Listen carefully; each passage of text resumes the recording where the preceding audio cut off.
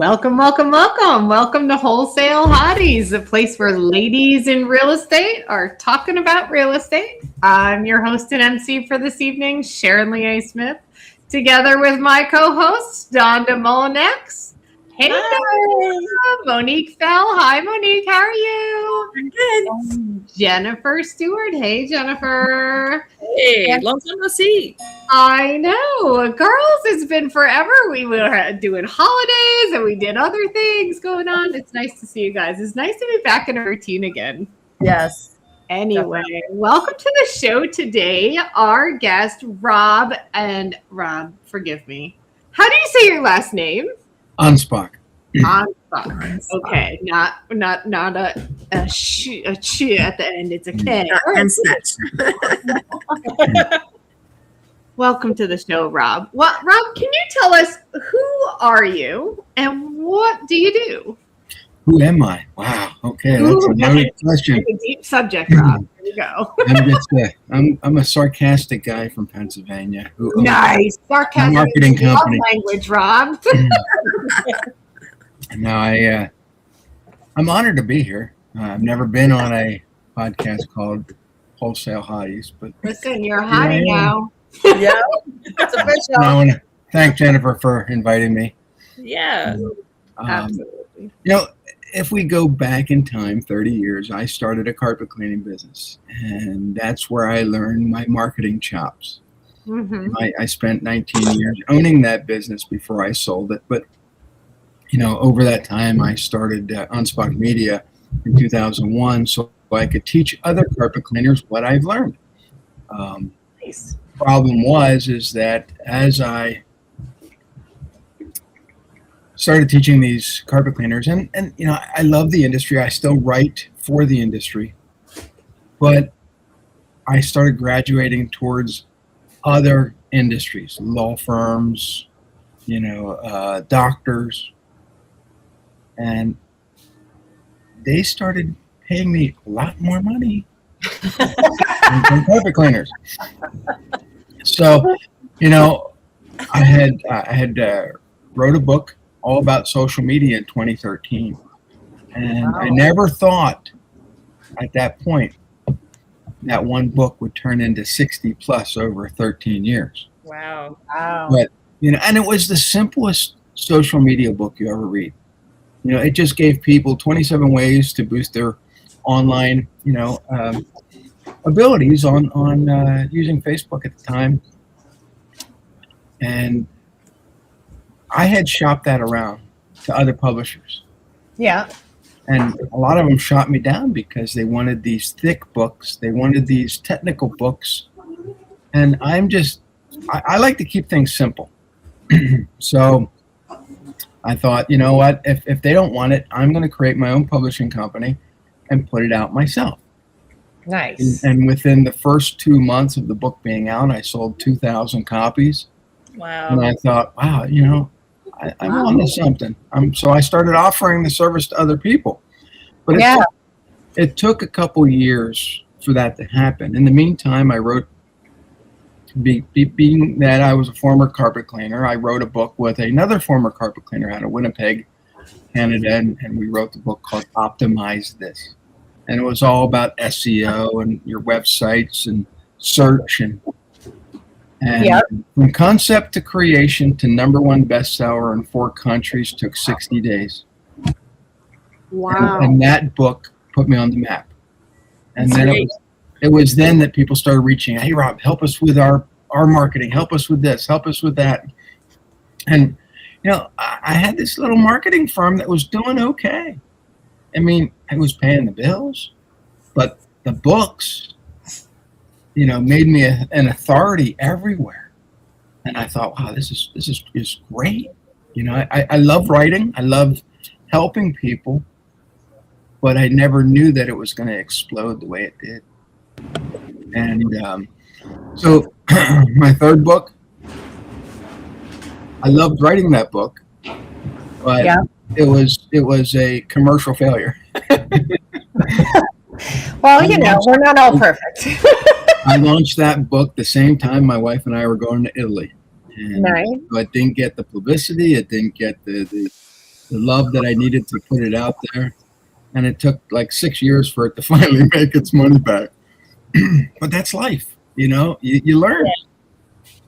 And, everything that I do, I try to implement and teach to others.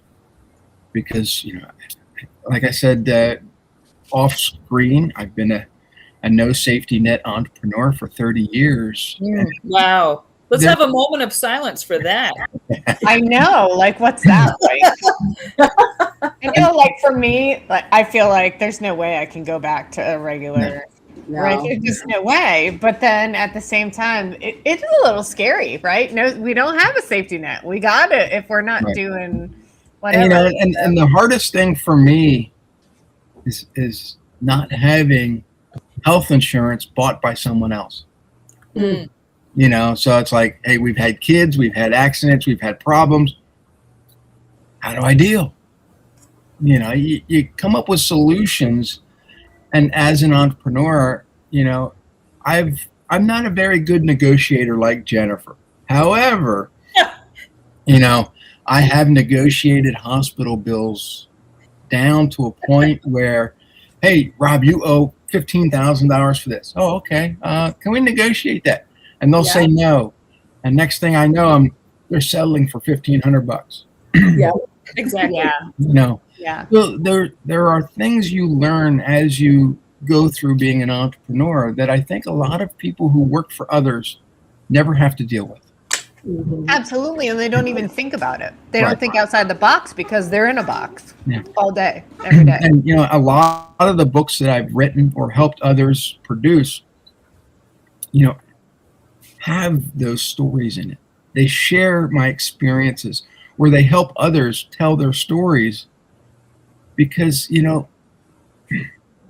sometimes telling the story one-on-one or even on a podcast is great, but giving people a book with all your stories in it or just some of your best stories, people are like, wow, you gave me a book.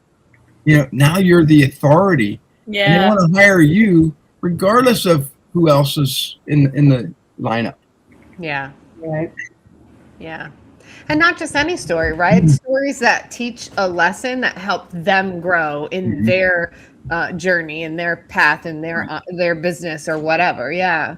So, I've written books about social media, SEO, life lessons.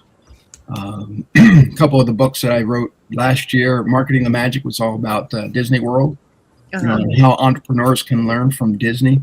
Great book. Wrote a couple consumer advocacy books that Jennifer actually wrote one of the forwards in, and it was the Can Go to Hell series. And I know it sounds provocative, but there was, excuse me, there was Debt Collectors Can Go to Hell, the IRS can go to hell, HOA boards can go to hell, and slumlords can go to hell. Nice. And they teach the readers how to fight back against, and like if the IRS sends you a letter saying you owe money, this is how you can defend yourself.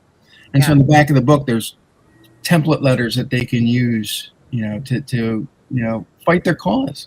Yeah. And as I progress, as I become, more mature as an entrepreneur, I say that because I'm still the sarcastic guy I was 30 years ago. I just do it in a different way now. But the stories, the books become, more entertaining, or they become more consumer centered. I don't want to have, like early on when I wrote the books about social media and SEO, they became dated very quickly. So I like to write books that are more evergreen, that'll stand the test of time. So in 5 years, you go to read it and, okay, well, what's Foursquare? And I start reading about social media. Some of these things don't exist anymore. Yeah. Now they're reading about stuff that still is applicable to the year that they're in. Right. But on the other side of that too, like doing a follow-up, an updated one, it is good for you as well, right? Because now you've got a part two, and so it's another. I wrote a book. The first book was was called Share, and it came out in 2013. In 2017, I kind of wrote a follow-up to it, but it was called No Experience Necessary: Social Media for the Gen X or the Boomers. Right. And it made it easy for the older people to understand how to work social media. Yeah. And so that was a big hit. But it wasn't a direct sequel. It just was, Oh, yeah, right, yeah. A little different. Yeah. The last year I guess it was last year and a half ago, I teamed up with Jeff Watson to help him with his Boaz on Business book. And that was really fun because we combined some of the Old Testament with newer teachings on how to have multi-generational wealth. And, with Jeff, he's this legal mind, in the real estate field. Oh, yeah. And then, creating this book was really fun because, you're dealing with stories. And he interjected the lessons from Chick-fil-A and In-N-Out and some of the things that people. Somehow that doesn't surprise me. Yeah, and then when I talk, where'd you go? Oh, I was at Chick-fil-A for lunch. Really? Every day. Do you ever go anywhere else? Yeah. What's the name of that book? Boaz on Business. Boaz on Business? Boaz. Yeah. Yep. And you can find that on Amazon. Most of my books are on Amazon, and they're in paperback and Kindle. Yeah. Now I have a few of them that are just Kindle. Yeah. And I have a few of them. To help someone put a book out there. I'm sure it's a range. Yeah, it depends on what they want. If they just want a book, I have to go through it and like with Jeff, he had an idea, and then we expanded that idea to make the book bigger, to be, so when you're opening, you get this full effect. Right. And I've also wrote or helped produce poem books, which I'm not a big poem guy. and one of them was a struggle to put together because myself and the other person didn't see eye to eye. So you get that. It's a struggle sometimes. But, one of the things, and I appreciate being on this podcast because when I had the carpet cleaning business, most of my clients were women. Yeah. And so I had to learn to cater to their needs, to their homes. I was invading their homes. Yeah. Uh-oh. Oh, no. Oh, where'd it go? I don't know. Oh, here we go. Hold on. You dropped it. You're back. Live. That's what happens when we're live. So dealing with women as clients, I had to rethink how I was. Mm-hmm. So when you're writing books, when you have clients that you're dealing with, there's always going to be ones that you're going to have to wrestle with, not physically, but mentally sometimes, and you have to decide, is this client worth taking on? Oh yeah. And what I love are the ones who are self-aware enough to say, hey, I'm a heavy lift. I tell my doctors, hey, I'm a heavy lift because I don't like medicine and I don't like surgery.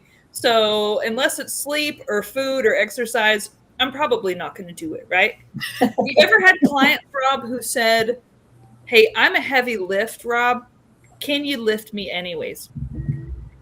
Yeah. And sometimes I charge them a pain in the ass charge. Right. You have to. Yeah. You're going to spend too much time and effort on them, and then it takes away from your other clients. It does. Oh yeah. Yeah. In 2018, I started getting a lot of spam calls, and I thought, what the hell's going on? Why am I getting all these calls? And being like everyone else, I would get frustrated, slam the phone down, and I thought, this is doing nothing but making my blood pressure boil. And so I turned the tides on the scammers and started wasting their time, which created a new book called Rob versus the Scammers. So I took all these sarcastic conversations that I was and I put them in a book. I love it. And people loved the book because it gave them laughter. They felt like they were a fly on the wall listening to me, waste scammers' times. Well, that book turned into an 8-book series dealing with scammers and morons and customer service and Nice. and I think it was the 3rd or 4th book called Rob versus the Entitled, which came out during COVID. And it was on Amazon for about 6 months until someone got triggered and Amazon took it off. Oh, jeez. Oh, my gosh. I had to call Amazon up and I said, what's the deal? Oh, well, someone got triggered by your book. That's all it takes. Then how is One Flew Over the Cuckoo's Nest still around? I mean, come on. Like, what about all the classics? Give me a break here. So they finally put it back up and people were like, I had people call me, they're texting me. One person was on the plane reading my book and he says, Rob, I almost peed myself. I was laughing so hard.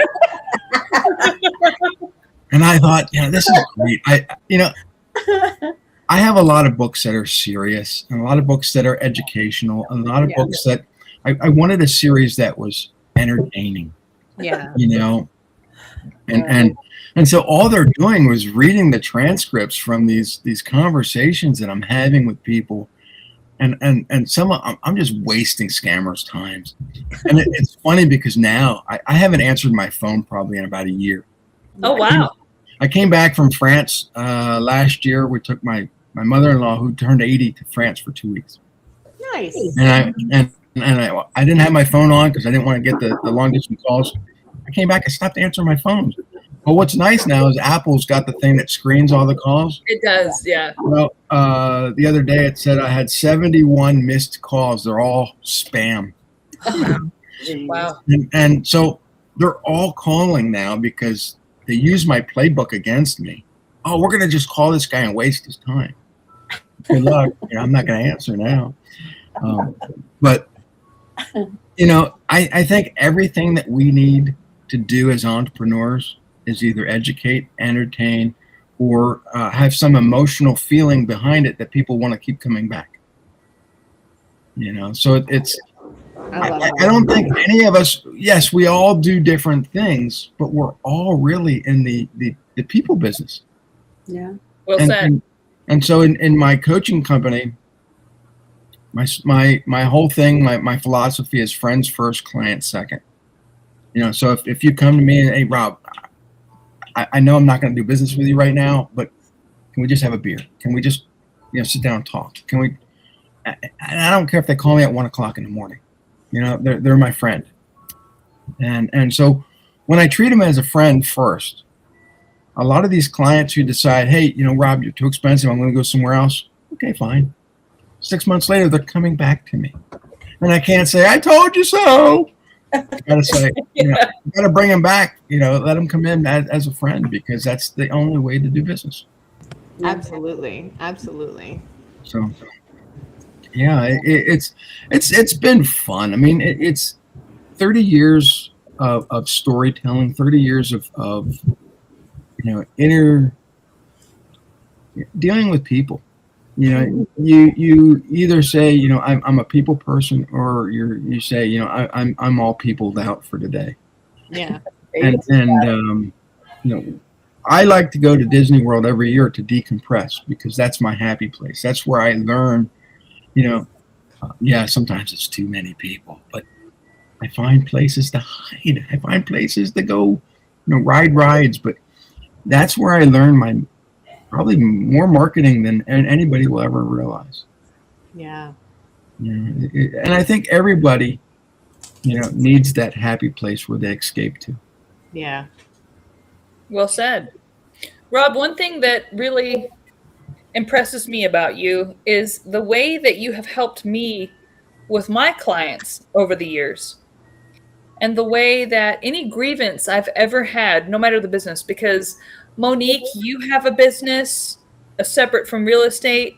Donda, You have all types of interesting structures within your real estate. You have a wide array of people who come through your properties. And then Sharon, you and I on the wholesaling front, I mean, it's so frustrating all the time. Everybody wants cash offer convenience with retail price. And it's just so hard to find a truly motivated seller. I don't care what anyone tells you, it's hard. Yep. And so all of us have these challenges and frustrations in our business. And one thing that you taught me, Rob, was not to sweat the cheap clients. So I thought, you know what, things have been a little slow. Let me go find the cheapest possible clients. And I'm just so tired of competing with these people who charge half of what I charge. Let me just bring in some business by dropping my prices down to theirs. Was the thought. I was tempted to go there. And it was almost like God intervened and you sent me that book where you were talking about how, you know, whenever you lowered your price, it did not help your business whatsoever. Your profitability wasn't higher. You were busier and you weren't making any money. And I thought, thank you, Lord, for this intervention, because I was so tempted at that time. This was, I think, right around New Year's of 2024 going into 2025. And I thought, okay, Lord, I guess I'm not supposed to cater to the cheapest of the cheap clients just to get more people through the door. And so, Rob, can you please talk about that experience? How, because that applies in all of our businesses, right? Whether it's with you, Sharon, and do I sell to the cheapest of the cheap wholesale buyers, people who don't want to give me any margins, or Monique with you having to deal with all of the insurance companies, and Donda with you with your midterm rentals, I think you had, and some other things. And Rob, can you please share your wisdom on, tell us a story, what happened whenever you started to have cheap clients in your carpet cleaning business, and then you said, you know what, this is total crap. Well, that was one of the Robisms that I started out with. The cheaper the client, the more hassles involved. Absolutely. And I learned that lesson early on back in my carpet cleaning business. When I first started, my slogan was, "We clean your carpet, not your wallet." I wanted everybody to know that I was the cheapest guy in town, and they weren't going to lose money with me. And the problem was, the only person losing money was me. Yeah. I wasn't making enough money to buy new equipment or pay for advertising or buy chemicals or pay people. And the people that I was attracting had the dirtiest, nastiest, greasiest carpet you'll ever. Oh, it was horrible. And so here I am working, 10 times harder for pennies. And I thought, something's got to change. So either I go out of business or I raise my prices. And the funny thing was, when I raised my prices, there was a complete shift in the clients that I attracted. Oh, yeah. And Would you say that took some faith to do that? It took faith. It took, a little mental wrestling, because, I didn't want to do it. And there's still a lot of, and that's in 2014, when I sold my cleaning business to this other gentleman, my prices were really high, probably 40% higher than my closest competitors. I had cultivated a culture of higher pricing in my service, because I knew cheap prices wasn't going to cut it. So I made it more expensive, but I gave value so much to my clients. Well, when I sold the business to the guy who bought it, he wanted to keep his prices so low because he thought, well, people don't know me. They don't, I'm buying your business. I want to be able to, please them. Well, when your prices are 60% cheaper than mine, they're not going to have respect with you. And so he slowly went out of business. And years later, I'd have people call me, "Hey, Rob, can you come clean my carpet?" I don't do that anymore. Yeah. Oh, wasn't that nice to say? I'm sorry, but wasn't it great to say? I don't do that anymore. Now, after doing it for almost 2 decades, my body couldn't do it anymore. It was getting physically demanding. and I liked doing it. It wasn't the fact that I was cleaning somebody's carpet. I think it was the fact that I was marketing in such a way that these people in gated communities were calling me before anybody else. Yeah. And that was the highlight. And You know, I deal with entrepreneurs now every day. I deal with lawyers, I deal with doctors, I deal with, and some of them can't raise their prices. Yeah. You know, lawyers have to charge a percentage, Yeah. which to me is you're I don't know. But anybody in a service business can charge higher prices. Yeah. And you develop a service that is value based, that people want to keep coming back.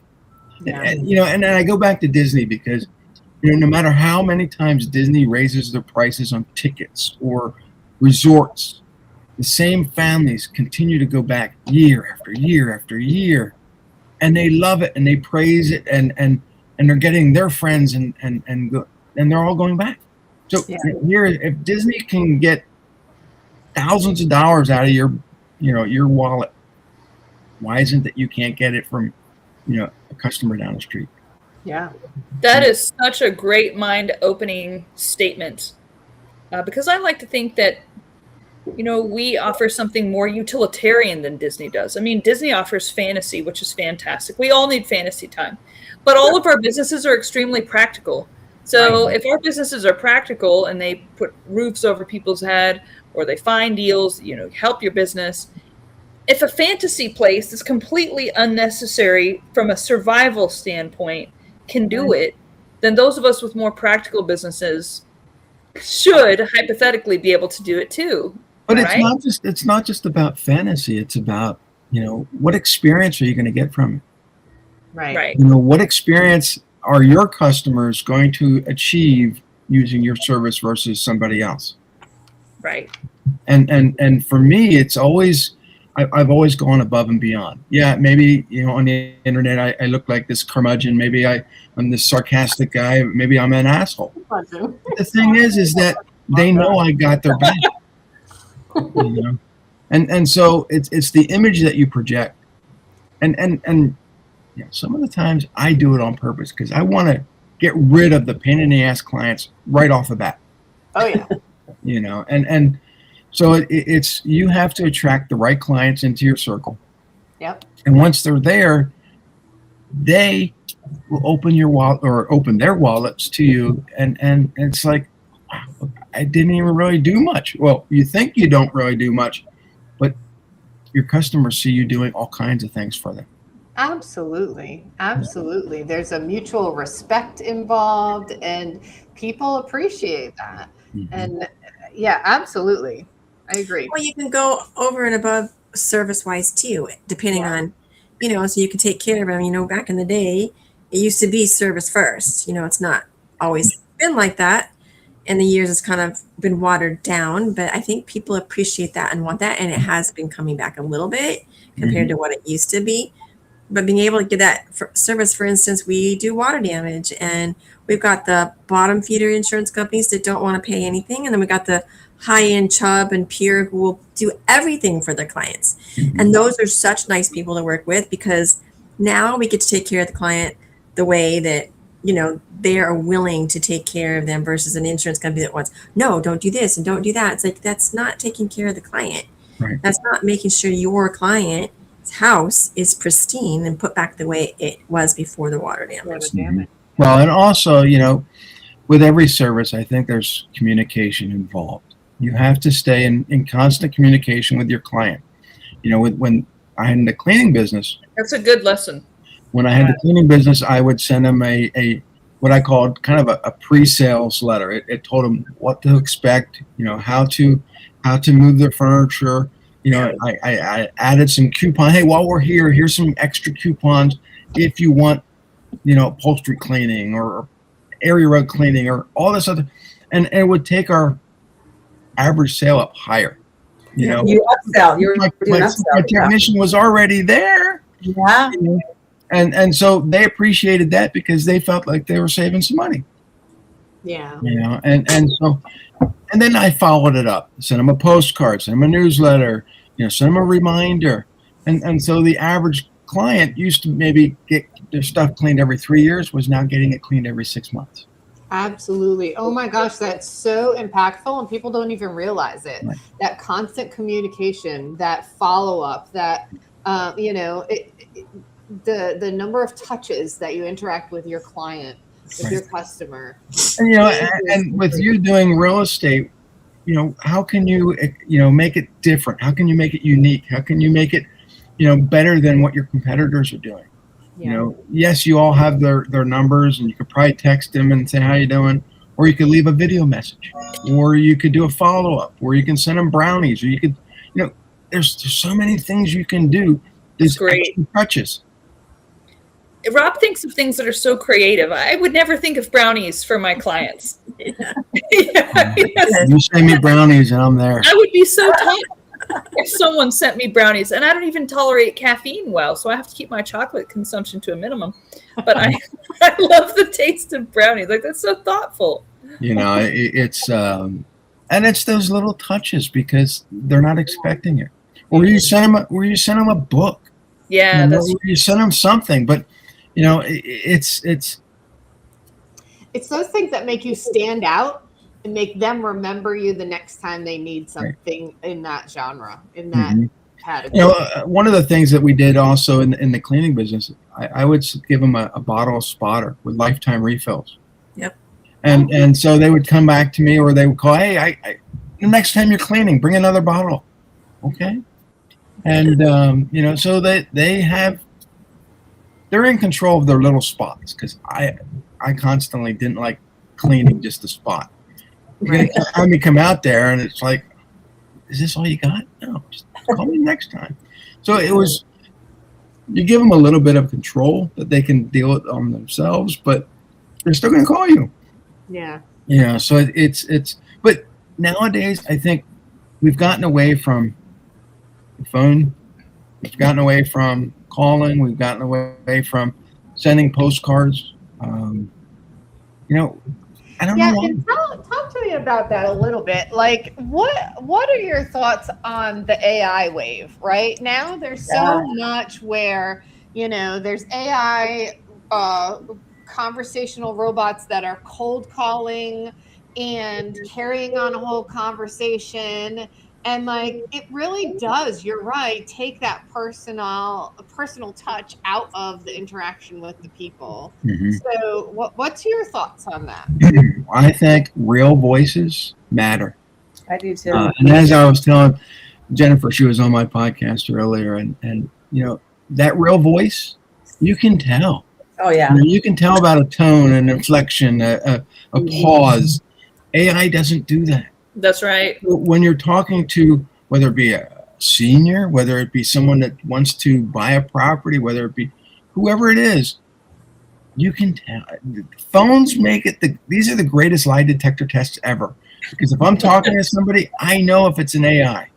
Yes, they're getting better. Yes, they're starting to make it sound more human. However, ask it some stupid question, and it'll go back on a script. And you can tell right away. I'm not saying that. I'm not saying ask your client a stupid question, but you can always trip them up. You can tell. But yeah, I think AI is great for helping entrepreneurs save time, save energy, and maybe clarify some of their thoughts. Yeah. But an AI should not replicate humanity when it comes to sales. Yeah. Amen. I definitely like the personal touch. Even going to the grocery stores, I don't like getting in the line, or you go to the place to get a restaurant and they like, oh, go put in the little machine over there your order. I'm like, no, I want somebody to wait on me. I'm sorry. Now, I did write a book called AI Advantages, and it teaches small businesses how to outrank and outsmart your competitors. But it's basically helping you write better blogs, write better information, get your podcasts out there, do all these things so that you're out there and your information will outrank competitors. You then can interact with the people. Yes. Right. That's what I love. Yeah. But it's don't put all your eggs in the AI basket, because it's not going to work. No. Yeah. It's but I do think that going forward, that humanity is going to demand, more interaction from real people. Yeah. Mhm. The 2 lots that I've gotten under contract this week were because the sellers told me because they liked me. They're like, you know what? One was like, you know what? I don't need to sell, but I really like you. And we're tired of driving down to that lot anyway. So yeah, go ahead, send an agreement over. We agreed on price. And then last week, a guy was, he had bladder cancer and his wife had lung cancer. And he said, everyone else buying my lot. Nobody else asked, what kind of cancer do you have? And I asked him, I said, if you don't mind me asking, what kind of cancer do you have? He's like, oh, I had bladder cancer. I'm like, oh, my stepmom had bladder cancer. And she found out because she was peeing blood one day. And he's like, yeah, me too. Right. And so AI can't talk about their stepmom having bladder cancer. And that was the thing that got him to choose me over all the other, people who were trying to buy his lot. Yeah. Mm-hmm. The stories that we have, that we've learned, that we've discovered as an entrepreneur will help us communicate better with other people. And they want to know that those stories are relatable to them. Yeah. And once they relate, the sale happens. Yeah. I'm not saying it happens right away. Right. It take time. Sometimes you got to spend time with a client. I spent 10 years cultivating a relationship with a client, only to realize after I got the client, he was a pain in the ass. 10 years. I'm like, there's 10 years I'm never getting back. It happens. Unrefundable minutes. It happened. It's here's the thing is and maybe you noticed this. You develop the PETA charge for. Yeah. Right? Some people only post what they want you to see online. Yeah. They only act a certain way on the phone. Yeah. And then when you start to learn who they are, they show their true colors. Right. And so for me, I show my true colors online, in my books, on my podcast, everywhere, because I want people to know that I am who I am everywhere. Yeah. Yep. It's yeah. I don't want people to go through 10 years. Yeah, I think that realism, right? That transparency really goes a long way too. Like people can tell if you're being fake and can tell if you are trying to be something you're not, or put on a show or whatever. And that's one of the things, like I'm a New Englander at heart, by birth, but like moving to the South, you get a lot of this fake politeness and people think, oh, the South is so friendly, but like you can tell they're not really friendly, right? It's so fake. Versus in New England, they're just rude, right? We're just blunt. We're just are who we are. Like, we don't like you, we're going to tell you. But I mean, that goes a long way, right? In the other way, right? If you are true to who you are everywhere across the board, then the people that are meant to be in your life will be attracted to who you are. And they will your clients will naturally come to you because they connect with That's right. One of the things that I learned early on was always share my background, my origin story. Being a carpet cleaner, people are like, well, what the hell does a carpet cleaner have to do with marketing? How are you going to help me? Yeah. And when I explained to them, hey, these are the lessons that I learned being a marketer. These are the people that I met that I had to learn from to become a marketer. And it was a general progression. Right. And because I embraced that, I could have quit carpet cleaning years ago. I mean, my wife's like, carpet cleaning? Really? I'll give you a year. 19 years later, still doing it. So, but I had to learn. Right. And so when I teach lawyers, when I teach doctors, when I teach, everybody else, these are the lessons that you have to learn. You went to school, you spent, gobs of money to get a degree, to get this piece of paper. And where are you? What can you do? Oh yeah, they're great with their industry, but they're lousy with marketing. So they hire me to help them. Yep. Yeah. you know, and a lot of it is common sense. Yeah. But they don't teach common sense in college anymore. No, they don't teach marketing, and they don't teach passive income 101. Why is that? Because they don't want the corporations don't want a bunch of competitors. You know, and when I tell them, you should write a book, you got these incredible stories. Who's going to listen to them? Look, I've written all kinds of stories. People still buy my books. Yeah. And the thing is, that's like everybody wants to hear stories, right? That's what the television is, right? And all day the TV's on, right? Because people they want to kind of be taken away from their own life and live in their little fantasy head someone else's life, and they do that by reading these stories or watching or whatever. So yeah, absolutely. And I think people in the real estate industry, I think, have the most interesting stories, because you have people of all demographics wanting to buy places, and it was funny because 20 some years ago when I sold my house in Lancaster City, the people who bought it, and I hope they never look at this or listen to this podcast, because they were like the Addams family. They were just weird. Yeah. But you know what? I needed to sell a house, so yeah, they bought it. Did they dress in like all black, or? I had put all new carpet in the house, right, and sold it, new carpet. 6 months later, they called my cleaning company. Hey, can you come out here and clean our carpet? I get out there. There's massive holes in it. There's dog messes everywhere, and I'm like, oh my God, I can't do anything. But it was like, that should be a story to tell people. Yeah. You have all kinds of people wanting to do a deal. You have all kinds of people that, expect all kinds of things. Oh, I'm giving you all this money for this house. I expect. Yeah. Oh, no. But the thing is, then you have people that say, hey, look, here's $500,000. I know it's a shack. Just give it to me. Yeah. And they're the easiest people to sell to. Yeah. Sometimes I just, we go back to this, cheaper the client, the more hassles involved. Yeah. And if they start demanding stuff right on the phone, I shoo them away. Because I know they're going to be a pain in the ass. Yeah. What are some of the things that they would try to demand from you, Rob, in that context over the phone? Well, we all heard of scope creep, right? So, you start off small and then they start demanding little and little and little.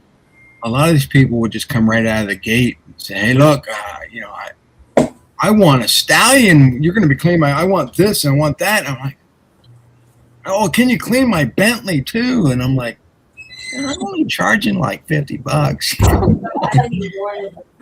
So it was, you learn quick thinking, okay, $50 isn't going to do anything. And me driving an hour to get here isn't worth it. No. And so, when over a course of, I think it was 3 years, my in the cleaning business, my average sale went from $75 to almost $775. Yeah. Yeah. And it wasn't that I was just nickel and diming people. No, I was packaging it to a point where, the people found value and they wanted more. Yeah. Plus I wasn't going after all the things that should have been, bulldozed over. Yeah. And I think that's the problem with a lot of entrepreneurs, is they will accept anybody that breathes as a client. Especially at first.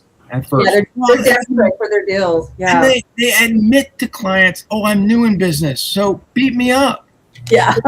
Stop doing that. Oh, that's such good advice. I can't tell me how many times I did that, Rob.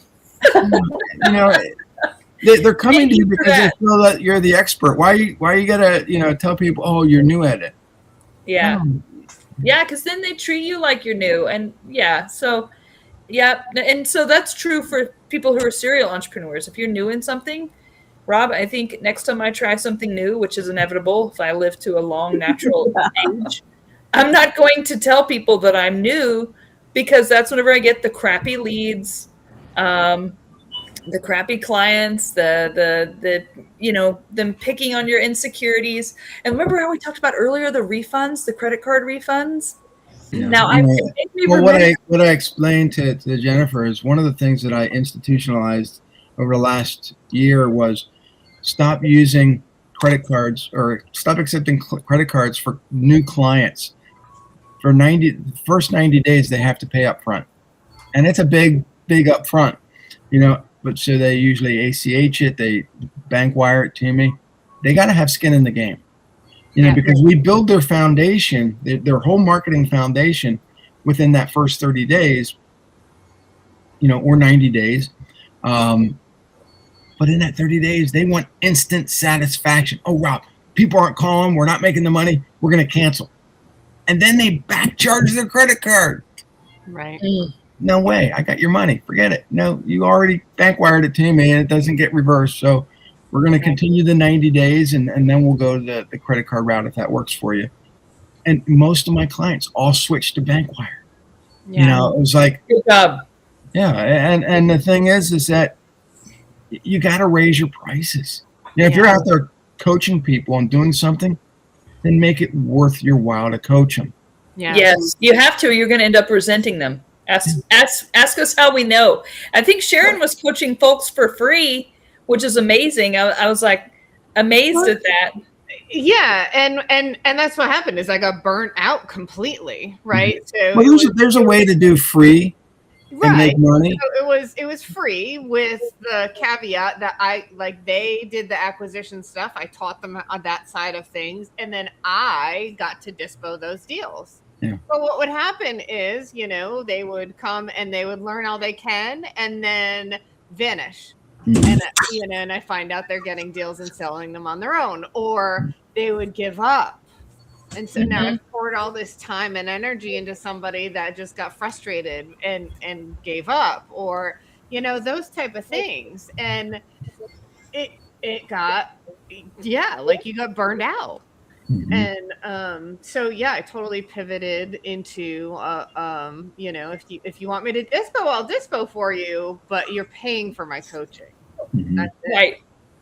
Because my time is worth something. Yes. And, if you're bringing deals to me, then when we can make money together, cool. But if that's not what's going to happen, and so you're right, Rob. Right, there's that upfront. If you can pay for me till we get to here, cool. And then beyond that, if you want, some advice or whatever along the way, now we're doing deals together, we're making money together, fine. Right, because there has to be that connection up front. Exactly. They have to understand how you do business. You have to understand why they're not a pain in the ass to begin with. They have to give you that reason. Yeah. So it's getting them to pay you. Yeah. Allows them to, be accountable right. for the whole process. Yeah. If they put X amount of dollars in, they're not going to walk away when they're frustrated. They're going to ask, hey, why, how do I pivot? How do I change? What else should I do differently? Yeah. That's exactly right. Because they've invested now. Yeah. And so they won't give up as easily. Yeah. You're absolutely right. And Jennifer, the reason why you don't say you're a newbie is because you're not. Right. Not now. You are switching industries or whatever, but you have skills. Right. And so you're using the same skills just in a different industry. So you're not new. No matter there you what go. we do, we're not new. We've been doing this forever. Right. Yeah, well said. Yeah. And I also want to say that Rob is a stand-up gentleman in that, I know this is silly, but one time this guy who ended up going to rehab hardcore came in my comments and was saying the most god-awful, heinous, horrible things, which doesn't really happen very often, surprisingly. And this guy, I found out later, like I said, from a mutual friend, he's in rehab now, and he came out and he looks terrible. He gained 100 pounds from drinking all the alcohol. He used to be this hot, rich guy, and then he fell. So for some reason, I triggered him. Maybe I don't know. But what was he saying, Rob? Something like, I seem poor, and you seem poor, and everybody seems poor. It was so weird. It was like, good, I'm glad I seem poor. He was trying to cut you down, and it was like, what the heck is this? and I'll go in and I'll defend my friends on social. He did. And so most people just kind of back off like, oh, it's not my problem. Jen's got it. Everyone assumes, like my whole life, Jen's got it. She's tough. She's witty. She's fine. But you know what? To have someone actually step in and defend me, I can count on one hand. It might actually even make me choke up. I can count on one hand where someone has done that. And Rob is that kind of guy who was like telling this guy, like, if you saw her in person, she might even be able to kick your ass, man. Like, you need to. Have you seen her muscles when she flexes? Like, what are you doing, my man? You know what I mean? And bigger muscles than I do. But nobody defends me historically. It's always me defending me.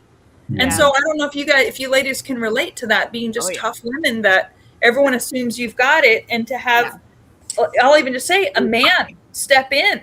Yeah. Well, and here's the thing. You probably didn't even need me to do that. And I know that this society is cruel to everybody, especially on the internet, because the internet gave people a voice to do whatever they want without accountability. Right. And so it goes to reviews too. So if you've ever gotten bad reviews, whether it be your service or whatever, I ignore them.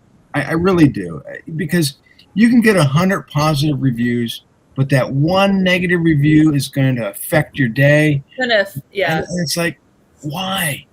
Yeah. Why are you bothered by that one thing, that one person, that one comment? And yet we are. Yeah. And so, for me, I just try to ignore the comments now. I try to ignore because over the last year, it's gotten worse. It really has. And TikTok and some of these other channels are worse.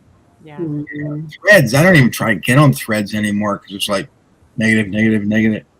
So what is Threads? I mean, I've seen it, but I just Threads is a part of Meta.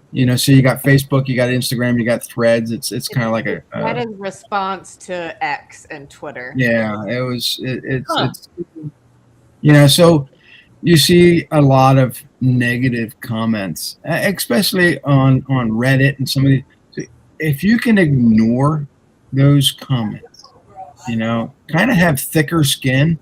And it's hard because people will say, oh, well, a total stranger I don't even know, never met, is calling me names, and now I must, go to my room and cry. And it's like, what? Yeah. Yeah. But I just want you guys to know Rob is the kind of guy who will stand up for you. And that alone makes it so that's the kind of person that I want to do business with, whatever he's selling, right? That's the guy I want to know. Yeah, absolutely. And not just defending you, right? So different.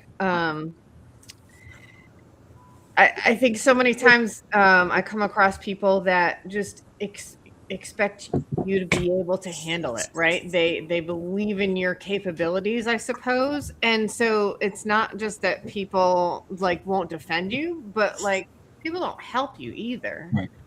So many times I hear you'll get through it, or just keep going, or whatever. And what I really needed in those moments was, how can I help? And yes. And you're right, Jen, right? It's those people that will defend you, that will step in. That you want to do business with over and over again. Somebody had texted me earlier today, and they said basically, we wish we were farther along than we were. And I said, how can I help? Yeah. And most people don't know how you can help them. Right. That's true. But they want to know that there's people out there willing to be able to help them. Exactly. And one of the things that I think it stumps people is say, well, I got too much on my plate. Get a bigger plate. Because you can always help somebody. Yeah. or the help might not be a lot, right? So let me example, right, is this house I'm in has been this ongoing live-in flip forever. It's like a nightmare, to a point where I was getting dragged down and depressed and all these type of things. And I have lots of agent friends, and there was one in particular that was like, oh yeah, like, let me walk through, let me tell you what, she gave me some advice or whatever. And I was like, oh, I'll throw you the listing when it's ready or whatever. But it was nice. But then I had another friend that was like, what's going on? Like, how can I help you? And carved time, and it's not a lot of time, right? An hour here, an hour there, and just would come over and just just being in the presence to inspire and push me to get work done was enough to be getting stuff done, right? And it's going on market because she was able to just take an hour out of her day, Right. and to just get the push, and sometimes it's all it needs. You just need to spend time with somebody. Well, and also, we're very prideful people, entrepreneurs. Yeah. And so a lot of times we don't ask. Nope. We need to ask for help. Yeah. And we don't. And then it gets to the point where people are saying, how can we help? How can we help? We see that you're, Overwhelmed. Yeah. overwhelmed. Now, before you get overwhelmed, ask for help. Yeah. Yeah. And that's a hard thing to do. It is. And it's prideful, but it's also like embarrassment, Oh yeah. because especially for people that are out there, right? When you've got a mentorship, when your name is out there, you don't want to be like, I'm struggling. Mm-hmm. Well, And I see that a lot on social media, especially Facebook. I watch people and they're like, wow, this is great, and all their posts look glorious. Right. And then all of a sudden they're crying for help, and I'm like, I thought everything was great. Great. Yeah. And then they go back to being, Yeah. having these great posts, and then back I'm like, what are you, bipolar? Come on now. What's going on? Yeah. And so you reach out and they're like, well, I'm struggling, I don't have any money, blah blah. I'm like, yeah, but you just had all these posts that you were making money. What's the deal? And so it's the image. Yeah. They want that image. So And it's that's not reality. And that goes back to what we were saying earlier, right? The integrity of being who you are. Right. And transparent. so I've tried to make sure that people saw me the right way. Mm. They see my ups and downs. They see who I am. They know they can trust me. Yeah. And it's hard in this world, Yeah. because we have instant gratification. Everybody's demanding, oh, I can just pay for something and have it delivered tomorrow or today, or Right. Amazon made it so simple. But the thing is that real human help takes time to develop. Yeah. And it's just, people are, oh, Rob, I don't know. I don't know how you can help me. I don't know. Look, you're posting constantly. You're screaming for help, but you don't know that you need it. Yeah. Yeah. Yeah. And when I see that, I reach out. I'm like, what's going on? Yeah. Yeah. So what are some things you see that make you realize, hey, I need to reach out to that person, that are a common theme? One of the things is and I have a buddy that he I don't think he takes his meds, but he's always posting how great AI is, and he's making courses and he's making this, and then he whines when nobody's buying his courses or his books. Look, I don't want a whining entrepreneur.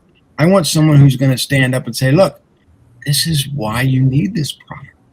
This is why you need my service. These are the benefits. These are the reviews. These are what people say about me. Or then I see people posting, oh, I made this kind of money. Really? What about, have you told people what your expenses are? You probably made 2 cents after this whole transaction. Yeah. But they're out there That's right. bragging about their So money. nuts. It's like, Yeah. you know what? Your money doesn't really impress me. I want to Yeah. see the results. I want to see, Yeah. what people are saying about you. And they don't. Yeah. They think, oh, wow, okay, I just sold this for $1 million. Yes, but you didn't make $1 million. Yeah. I see that a lot in the wholesale space where people will be bragging about how many deals they got under contract. Contract. How many actually get to the closing table? Right. Yeah, how many How many actually closed? Yeah. And then you see the HUD checks or the HUDs and the checks. You don't know how much marketing was. 9 times to someone in the trenches every day calling on leads. Like I said, most people want cash offer convenience at retail price, and the only way they're going to go deeper than that is if they want to, if they have to, right? And then plus they have to like you and trust you, right? And I've seen that's not easy. No. I've seen pictures, people posting their houses, or they're posting the checks that they get from their houses, and I'm like, yeah, but you're not showing people all the stuff you had to pay for to get there. You didn't show labor. You didn't show this. That check's probably worthless. Yeah. Or you probably went negative after that check. I mean, I wish they would stop doing that, but they think that's what people think. They think that's marketing. It's not marketing. Right. It's bragging. Yes, and it's their image and their pride, right? Mm-hmm. They want to look a certain way, successful and whatever, and okay. You see right through it. Yeah. And that's why, years ago, I wrote this book called Unscripted, Unfiltered, Unwoo-Woo, and Unguru. And it was just me and another guy, Steve Gamlin, and it was our conversations that we had over 7 years. Oh, wow. And they ended up in the book. And it was just, a fun book to put together. Yeah. And it let people know that, hey, we're not your gurus. We're not into this woo-woo stuff. And, everything that we do is basically unscripted. It's unfiltered. We're going to tell you how it is. We're not going to sugarcoat it. Yeah. And it's just, I think every book that I put out is different. Nice. Every story that is out there in those books, helps people understand what entrepreneurship is all about. Yeah. And I see people every day. I struggle to write a book. I've been working on this book for 10 years. And then they look at me and they're like, screw you, Rob. You wrote 60 books. That's because I have a lot of stuff to share. I can't put it all in one book. And they're not like, like huge volumes, like Gone with the Wind. Very easy to read books. They're pretty slim. They're books that you can finish in a 2 day. hours. Yeah. I like I said at the very beginning, I try to keep things simple. And when you keep books under 200 pages, they're non-intimidating. You feel like you can accomplish it. You feel like you can read it in one day, and then you go about your business. And I think when people make their books too technical, too thick, people lose interest. Yeah. So I keep it simple, and that's my philosophy is. And the thing is, I know that people love funnels. True. But you're always one mental breakdown away when you're reading funnels. Yeah. What do you mean by that? So keep your funnels simple too. But no, they Frankenstein them together, make them complicated, and they don't understand how to fix it when it breaks. So yeah. What's an example of that? Oh my God, there's so many. When you have a simple system that, hey, all I want is your email. Okay, that's a simple funnel. You get them in there, and then you can send them a newsletter later. Keep it simple. Or you got ones that, if they do this, then it goes there, and if you do this, it goes there. And it's so complicated. You're like, is that a customer? Is that just an email? What is it doing? And then in every step, you're trying to sell one more thing. Right. And it's like, okay, this $7 product turned into $7,000. What? Right. Yeah. Yep. So it's, I think that, and that's why I wrote this book. Wait, there's more. The Dirty the dirty secrets marketers use to make you buy like stuff Ron you don't Popeil, right? need. But wait, there's more. And yeah, it's. I went through and exposed all the secrets we marketers use, and it wasn't a hit piece on marketing. It was, if you're an ethical marketer, you're going to get this. You're going to understand it. You're going to see the all the problems. And if you're a consumer, you're going to see all the things that people do to get you to turn over your credit card. And I didn't want that. I want people to love marketing again. I want them to use it the right way. I want them to be ethical. But I had so many marketers reach out and say, Rob, you suck. You wrote this book. You exposed everything. You probably suck too, because you're doing unethical stuff. Yeah. So everything I do, is for a purpose. It's to educate, entertain, or create some emotional response to get people to come back. Yeah. And I think that's what we all need. But we have to create a business that is ethical and above board first. I agree. My mentorship is called the Ethical Wholesaler. So I agree. Well, Rob, we are at the top of the hour. It's been really a great talk. Yeah. I very much enjoyed having you on the show today. Thank you. And Where can we find you at? Well, you can find me at my website is Anspach Media, ANSPACH media.com, or you can, if you want just my books, go to getrobsbooks.com, and that takes you to my Amazon page, and you'll find a lot of the books over there. Nice. And Awesome. Are you on Instagram and Facebook stuff? Also? I am on Facebook, Instagram, LinkedIn. Oh, everybody, please go to LinkedIn. Subscribe to the Robism Weekly newsletter. What is it? Robism Weekly. The Robism Weekly. Really? And I share all the Robisms that I've put in all my books over a course of the next year. I think there's like 11 issues up now, or 12. There's, 800 and some subscribers. Okay. But every Monday, a new issue drops, another Robism. And it's just a fun read, and there's no pitch, it's just something to learn. Nice. Cool. Sounds good. Okay. Well, Thank you very much. Thank you. Till Thanks, next Rob. week. See ya. Bye. Bye. Rob, thank